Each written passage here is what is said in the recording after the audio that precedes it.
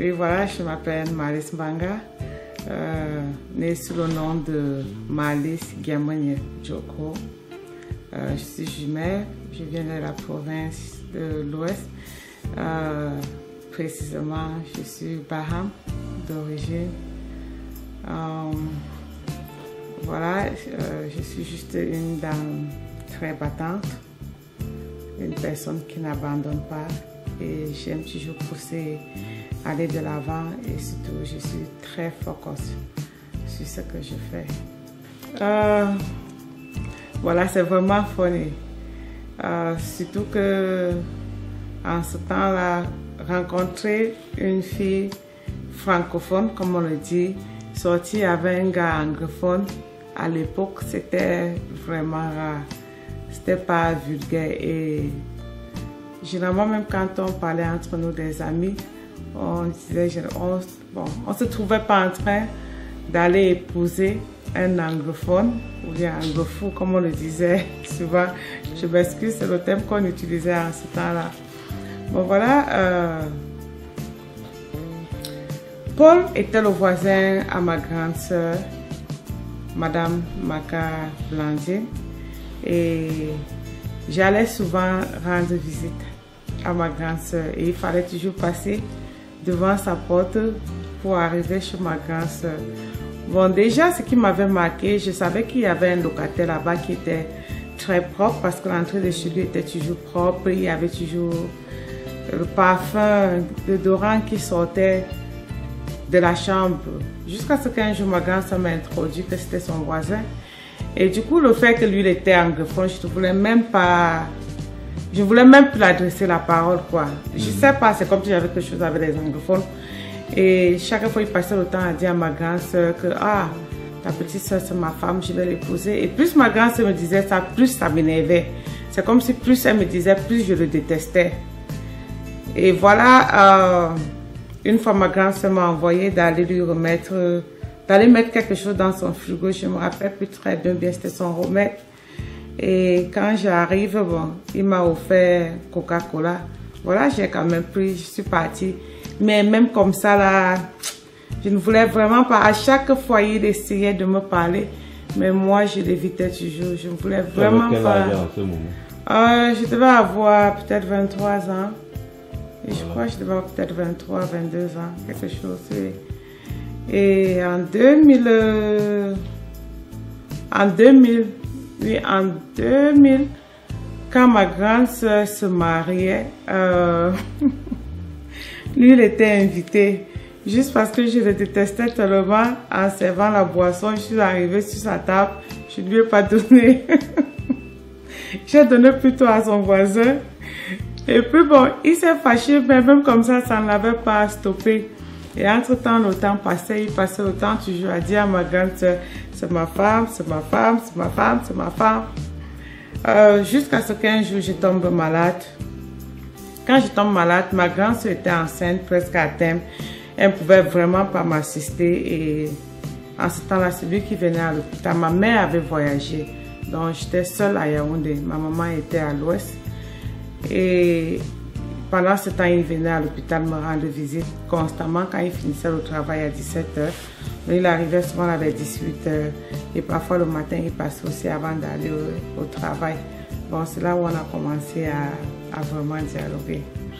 Bon, il m'a dit que je lui plaisais et puis il a dit que son intention, ce n'était pas de sortir avec moi, comme on le dit, qu'il voulait m'épouser.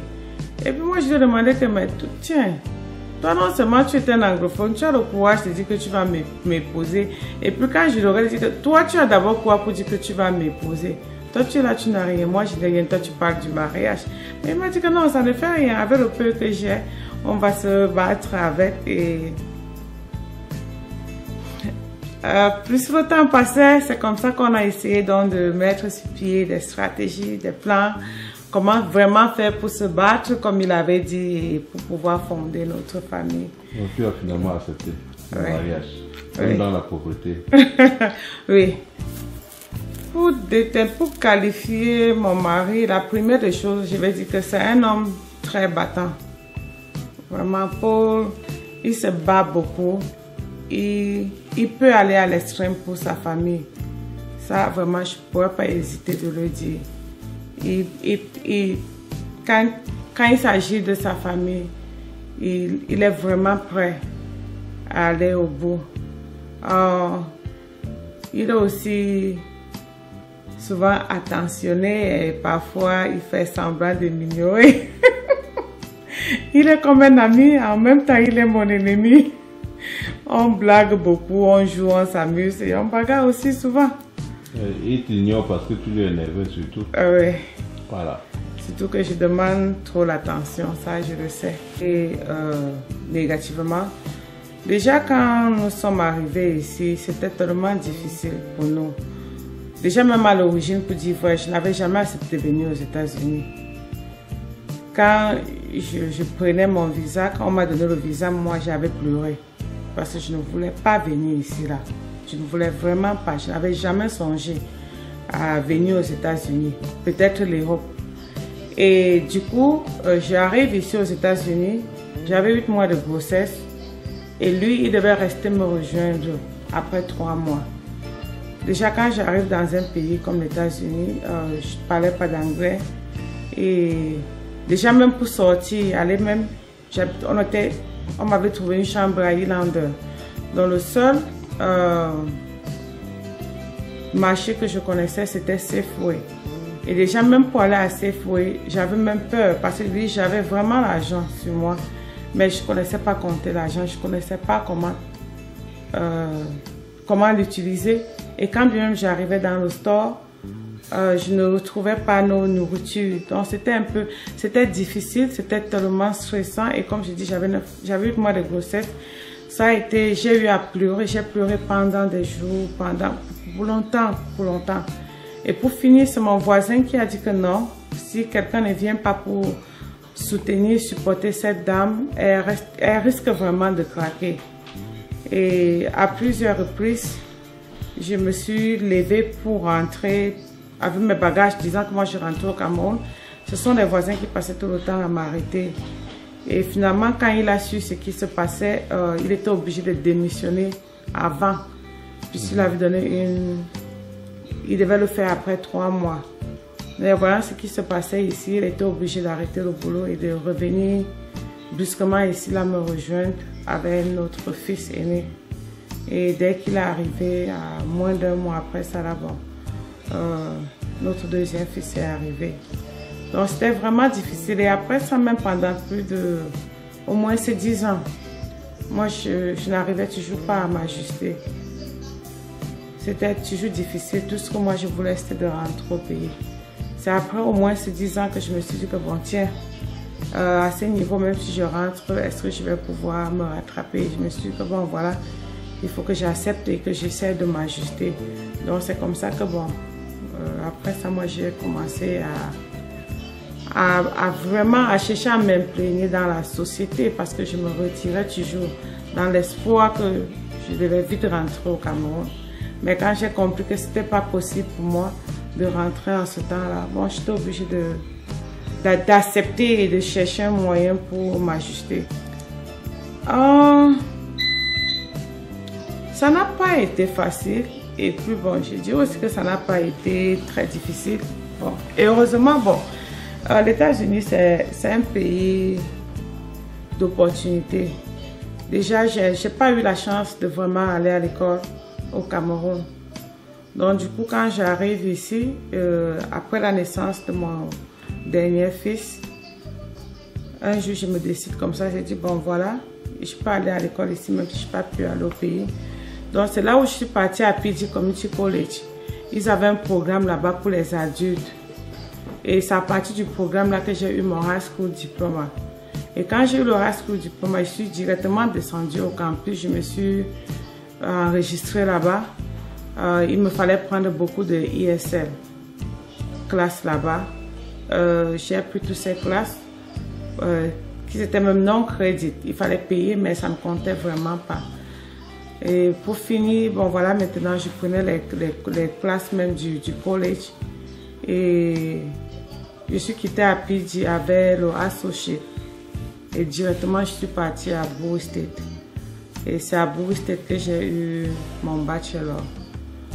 Oui, donc ça m'a pris du temps, ce n'était pas facile. Mais à cause de ma détermination, je savais que je devais y arriver. Déjà à Bowie, moi j'ai fait le Accelerated Programme là-bas. Normalement, le nursing à Bowie c'est 3 ans, mais je l'ai fait en 18 mois. Donc déjà fait ça en 18 mois, maintenir son boulot, gérer le ménage et garder son boulot était vraiment difficile. En ce temps-là, j'étais superviseur à Costco. Moi, j'ai demandé à step down et à être cacheur parce que là, je voulais travailler juste 3 jours dans la semaine. Bon, heureusement, le manager me l'avait accordé, mais c'était pas facile de gérer vraiment l'école, le ménage et le boulot. Bon, mais avec tout ce dont j'avais tout autour de moi me supportant, je suis allée jusqu'au bout. Et je tiens également à dire encore merci à mon époux, merci à mes enfants, mes frères et sœurs, et merci également à ma maman. Bon, parce qu'on s'est dit que bon, passer quand même 20 ans, 20 ans ensemble, c'est quand même beaucoup, surtout dans ce pays-là où nous sommes. Et comme toi-même tu l'as dit au début, on ne célèbre pas seulement notre anniversaire de mariage, mais nous profitons aussi pour célébrer tant d'autres choses. Nos graduation des enfants, tout ce qu'on a pu faire, on veut vraiment partager ce jour-là, célébrer avec nos amis. Moi particulièrement, moi je préfère célébrer ma vie, s'il faut le dire, célébrer ce qui est important pour moi, célébrer ma joie avec mes amis. Parce que c'est pas quand on meurt là, il est bien vrai, les gens viendront dire on célèbre la vie de tel. Mais toi, ma question, tu ne seras plus là pour célébrer avec eux. C'est pourquoi on n'est pas célébrer, fêter avec des amis. Dans le 17, nous on tient tellement vraiment à partager notre joie. Ce gens-là avec tous ceux qui nous sont chers.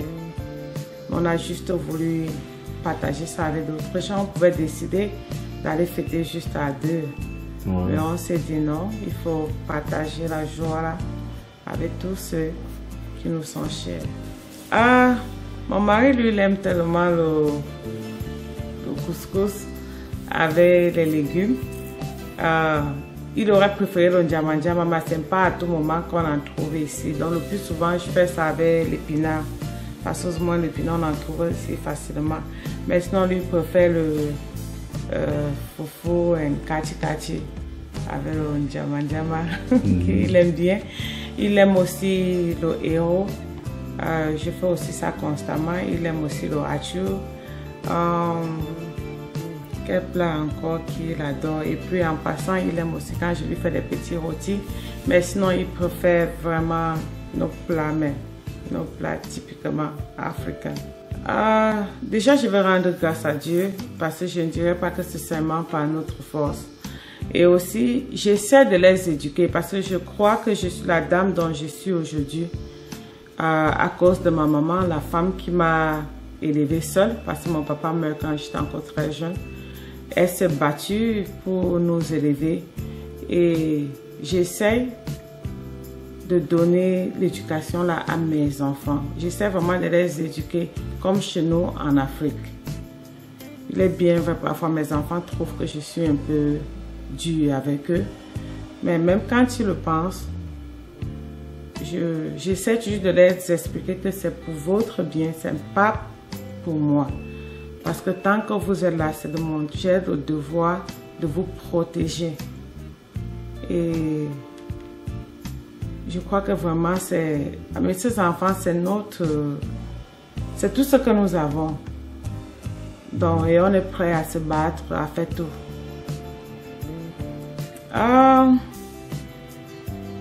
Déjà, il y aura le bridal shower jeudi. Je crois le 15, oui. Et puis vendredi, le 17, on va faire un petit truc Bachelor Eve. Et le grand jour maintenant, le 17, on va célébrer. Il y aura une messe ici là chez nous au balcon. On va faire une petite messe et après ça là, on va enchaîner avec la soirée. Il sera Open Marlboro à Carmelo. Et le dimanche, il y aura barbecue. On va finir le reste de bière. À la maison. Il faut qu'on se rassure qu'on termine tout le dimanche, qu'on ne laisse rien dans la maison. Je crois que je lui ai déjà tout dit. Je ne crois pas qu'il y a quelque chose. Il faut renouveler alors tout ce que tu as dit. Il ne regarde pas la vidéo sur maintenant. S'il faut dire, je lui dirais déjà merci d'être un bon père, d'être un bon mari. Et merci de me soutenir. Et je peux aussi lui demander de souvent essayer de prendre le temps pour lui-même, pour se reposer. Parce que je suis en train de constater que avec l'âge, j'aimerais qu'il essaie de ralentir la manière dont il travaille, de prendre vraiment soin de lui.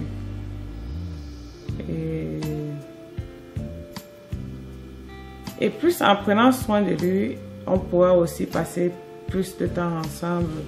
Parce que j'ai compris que l'essentiel, c'est pas seulement de sortir, aller travailler. Parce qu'à la fin, c'est comme si on est des esclaves. Moi, par exemple, je travaille très dur, mais je m'amuse aussi également. Et c'est la raison pour laquelle je voyage beaucoup. Je préfère travailler dur, prendre un peu de repos, rentrer travailler encore. Moi, ça m'aide à enlever le stress. Pour mes invités, je les attends impatiemment et j'espère que nous allons avoir vraiment fun, qu'on va vraiment s'amuser, que tout va bien se passer comme prévu. Et déjà merci à tous ceux ou celles-là qui ont honoré, qui m'ont déjà appelé pour me confirmer qu'ils seront là. Donc, on vous attend.